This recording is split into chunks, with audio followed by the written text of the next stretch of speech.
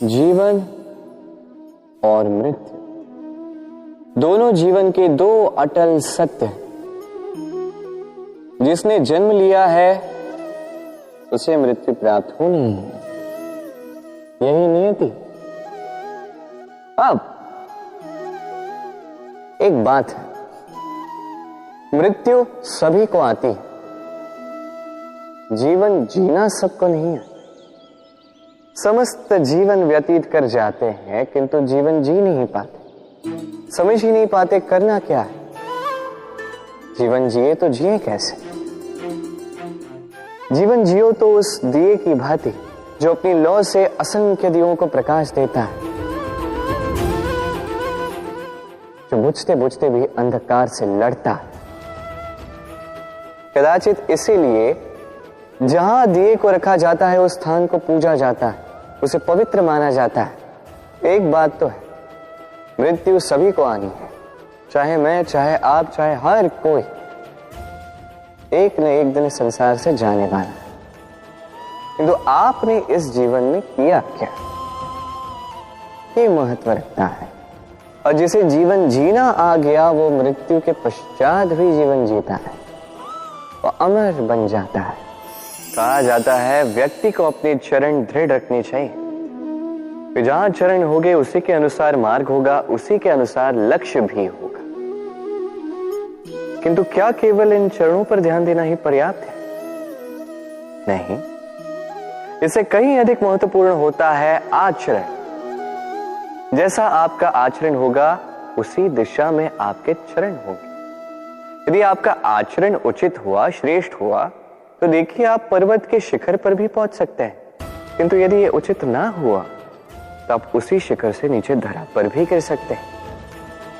हाँ, गति के लिए चरणों पर ध्यान देना अति आवश्यक है, किंतु प्रगति के लिए आचरण ही अति आवश्यक है, उसके बिना नहीं होगा। जन्म लेते ही व्यक्ति के लिए ये नाम अत्यंत महत्वपूर्ण हो जाता है।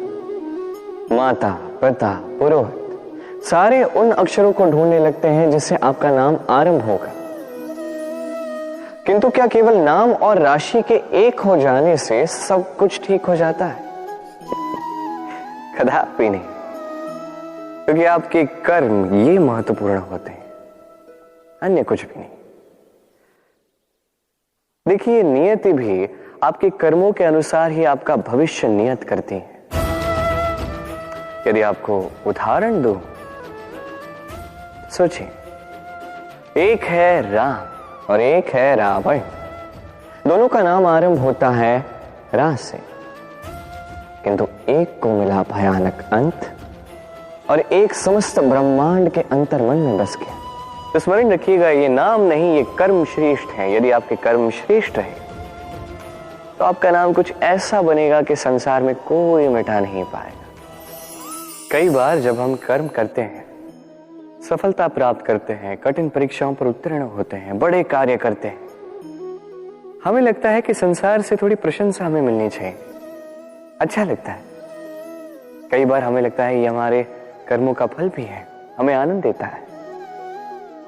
किंतु जब हमें ये प्रशंसा नहीं मिलती तब क्या होता है? हम दुखी हो जाते हैं, टूट जाते हैं। ऐसा लगता है किसी को हमारी चिंता ही नहीं है, ऐसा लगता है हमारे आनंद में किसी और को आनंद मिलता ही नहीं है। अनेक विचार आते हैं। किंतु मैं आपसे एक प्रश्न पूछता, अब जो भी कार्य करते हैं, जो भी कर्म करते हैं, क्या केवल प्रशंसा के लिए करते हैं? यदि ऐसा है तो इस विचार को यहीं त्याग दीजिए, क्योंकि ये प्रकृति ये हमें कुछ और सिखाती है।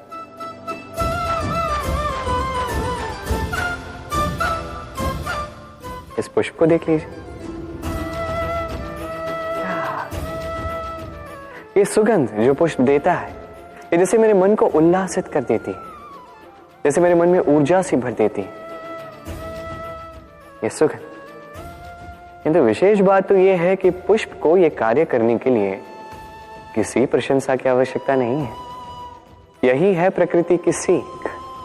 जो सच्चा होता है, जो सत्कर्मी होता है, उसे प्रशंसा की आवश्यकता ही नहीं, क्योंकि उसके कर्म ही उसकी सुगंध होते हैं।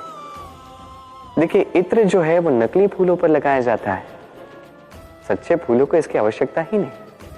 इसी प्रकार आप भी कर्म करते जाइए एक शुभ भाव के साथ। इस मन को सदैव सदैव शांत रखिए, साफ रखिए। यदि ऐसा करोगे तो आपके कर्म इस प्रकार सुगंधित होंगे कि आपके जीवन में केवल और केवल आनंद ही होगा। तो इसी आनंद के साथ कहिए राधे राधे।